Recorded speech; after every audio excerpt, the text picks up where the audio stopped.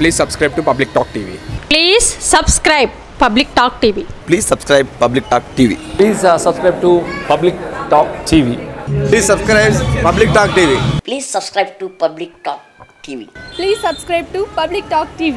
కార్తీక మాసంలో కేవలం ఒకే ఒక్క రోజు ఇలా చేస్తే జన్మజన్మల పాపాలు తొలగిపోయి అనంతమైన పుణ్యం దక్కుతుంది. ప్రతి సంవత్సరం దీపావళి మరుసటి రోజు నుంచి కార్తీక మాసం ప్రారంభమవుతుంది. కార్తీక మాసం ప్రత్యేకత ఏంటంటే కార్తీక మాసంలో ప్రతిరోజు ప్రత్యేకమైనదే. ఈ కార్తీక మాసం శివునికి చాలా ప్రీతికరమైనది.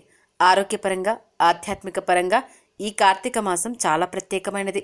కార్తీక మాసంలో సోమవారం తెల్లవారుజామున స్నానం చేసి దీపాలు వెలిగించి ఉపవాసం ఉండి సాయంత్రం నక్షత్ర దర్శనం చేసి భోజనం చేస్తే అష్టైశ్వర్యాలు కలగడమే కాకుండా జన్మజన్మల పాపాలు తొలగిపోతాయని భక్తుల విశ్వాసం. ఈ మాసంలో ప్రతిరోజు ప్రత్యేకమైనదే అయిన కొన్ని పర్వదినాలు ఉన్నాయి.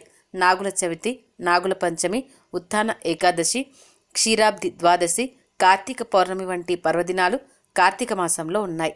ఈ కార్తీక మాసంలో శివునికి అభిషేకాలు, శివదర్శనం చేసుకుంటారు. అలాగే కార్తీక మాసంలో చవితి, పాడ్యమి, పౌర్ణమి, ఏకాదశి, చతుర్దశి, ద్వాదశి తిథుల్లో మహిళలు తెల్లవారుజామున నిద్రలేచి తలస్నానం చేసి పూజలు చేసి ఉపవాసం ఉంటారు. కార్తీక మాసంలో చేసే స్నానం, దానం, జపం వంటి వాటి వల్ల ఎన్నో జన్మల పుణ్యఫలం దక్కుతుంది.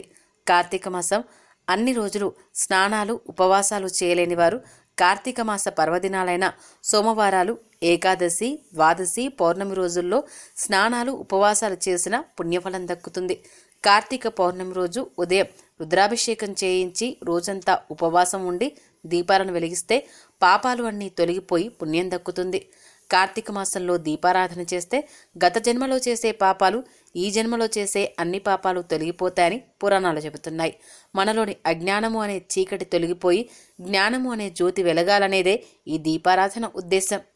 మీరు కూడా ఈ కార్తీక మాసంలో దీపారాధన చేసి పుణ్యాన్ని పొందండి. Tell me pretty lies, look me in the face.